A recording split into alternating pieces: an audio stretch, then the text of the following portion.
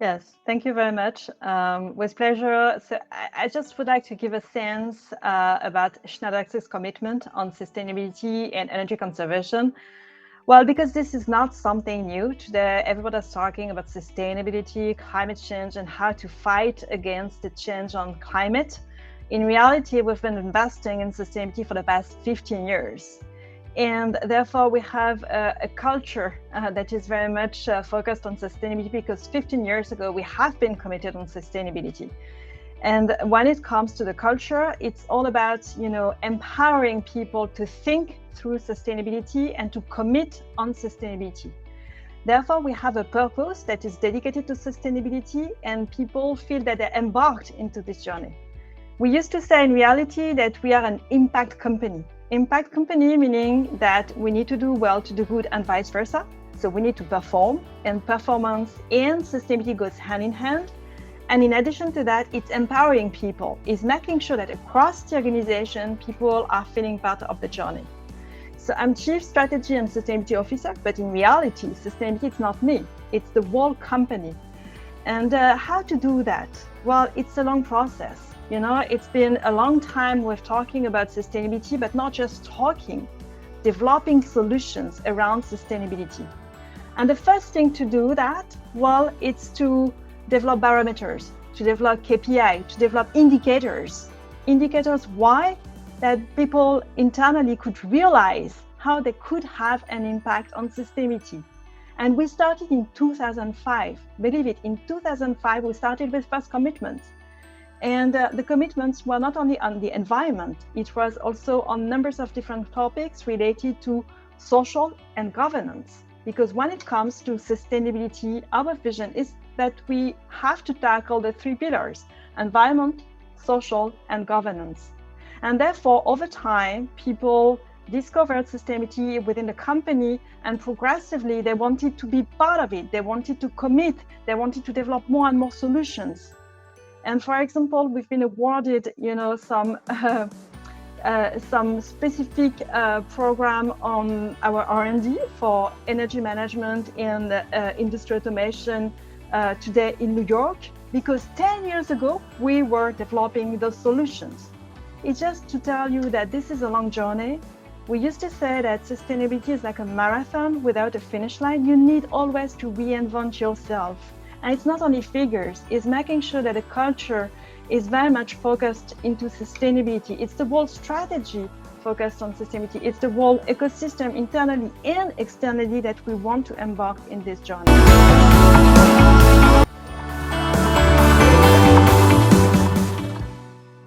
Yes, thank you very much. So maybe to deep dive a little bit about our commitments and the different pillars that we've been developing over time. Well, the big news is that recently in August, we've been, recognized by SBTi as, in line with the 1.5 degree scenarios in our carbon pledge across the whole value chain, meaning we will be net zero across the whole value chain in line with the 1.5 degree scenario in 2050. And this is big news because there are less than 60 companies across the world that have been validated as SBTi. So maybe you will tell me, is it the only thing that matters? Well, it's important because this is environment we want to commit, we want to be serious about it. But when it comes to big commitments like 2050, people may think, well, it's far away. So we wanted to have indicators that pave the way towards 2050. And therefore, we have taken some commitments in a short time frame in 2025. Between 2021 and 2025, we've been taken 12 commitments so that the whole company would see that they could commit, they could develop solutions on the short term, paving the way step by step to reach our goal 2025, 2030, 2040, and then 2050. But it's a progressive journey, and step by step, we will reach our target. So that's why when it comes to the concrete elements on our sustainability journey, I would say first we have a pillar on climate in order to make sure that we will reach our targets by 2050. And so the first element is to grow our revenues that are committed to green. And we used to say, well, it's the impact revenue. And today, 71% of our revenues are considered as impact revenues, so green revenues. And we want to have this part being up to 80% by 2025. So very concrete elements. But on climate, it's much broader. It's to save and avoid emissions for clients, and around 800 million tons by 2025. It's also to reduce the carbon footprint of our 1,000 top suppliers by halving them by 2, by 2025 again. So you see, it's a big pillar on climate, but we have other commitments by 2025 on the other angles of the ESG commitment, meaning on resources. What resources is about? It's about green materials, it's about packaging. We have also taken some commitments on trust, for example. What trust is about?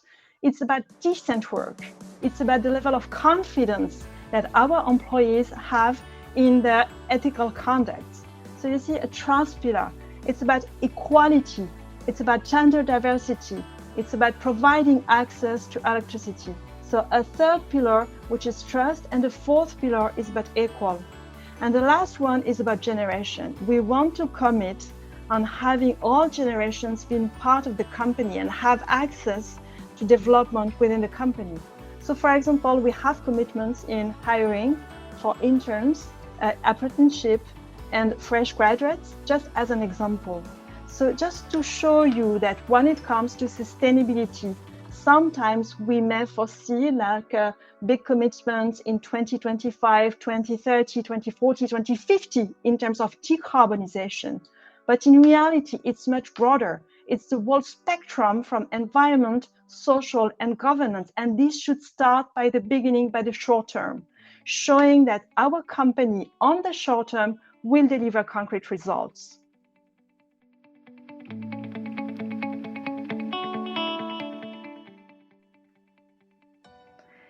So yes, let me share with you some solutions that can, give a good examples on how we can deliver concrete elements towards sustainability. We can talk about homes and how we develop solutions in order to better perform in homes, in better reducing consumption of energy in homes. But also I would like to share with you some solutions, because today in New York at the Climate Week, we've been awarded 2 prizes for our products. And so I think it's a good example. So the first one is Avice-Huet. So it's a technology that we've been developing, believe it, for 10 years. For 10 years, our R&D, research and development people have been developing this technology. And what this is about, it's just a switchgear, but it's decarbonizing the grid. In reality, it's decarbonization of the grid. This is so important. And why is that? Because today the switchgear that we use in homes, in your business, in the cities, well, it's an old technology that has some downside. It is using SF6, which is a very important greenhouse gas. And so our team, Schneider Electric team, R&D team, have been working in order to remove this greenhouse gas. To replace it by what? By pure air, only air, replacing this greenhouse gas by air in all the switchgear. And so this is sounding like easy to develop. In reality, it's a long effort. And I think it's quite meaningful, because when you develop such product, maybe the question could be, do you compromise with something? In reality, there is no compromise. It's better for the environment. It's the same in terms of performance. It's the same in terms of functionality. So it's just now a matter of deployment, adoption. And you see, this is all about our R&D, how we want to invest on sustainability. It's very concrete cases. Like this one, Avice-Huet, it is a game changer. In reality, you're changing from a switchgear that is using greenhouse gas into pure air. So just one example. And another one, which is on on industrial automation. You know that in an industrial plant, the carbon footprint is mainly coming from the energy consumption. And the motors within industrial plants is consuming like 60 to 95% of this energy. So you see, working on motors in order to better perform the motors could have a magnificent impact on reducing emissions. And today in New York, we've been awarded a prize for this new technology, which is called Altivar Variable Speed Drive. which is a smart and connected device that gathers the data. You're gathering all the data, you share all the information, and you orchestrate the rotor so that you have the ideal speed for every load condition. So you will tell me what this is about, what's the impact. In reality, you reduce the emissions, you reduce the energy consumption, and then you save money. It's just to show you that there is no one single solution. It's all about innovation. It's all about research and development. It's all about applications from homes, from industries, from buildings. And maybe you will ask me, but in my home, what can I use? Well, I wanted to test myself. And we've been developing one project, which is called the Wiser Home Energy Management. And again, it's all about automation in the home to better understand your patterns of consumption and to reduce your consumption. Very easy. You connect, all the data as real time, and you have a way to control your energy consumption. And you can have like up to 7% savings. Just you visualize your consumption and you monitor your consumption, and then you are an actor of your consumption. It's just to show you that, again, in a time where energy is so important, energy is very volatile in terms of price, there are very easy quick wins that you can enable, you can unlock in order to reduce the money that you spend, in order to have better impact on the environment, reducing your carbon footprint. And at the end of the day, it's win-win for everybody. That's all about innovation, all about research and development, and that's exactly what we're doing at Schneider Electric.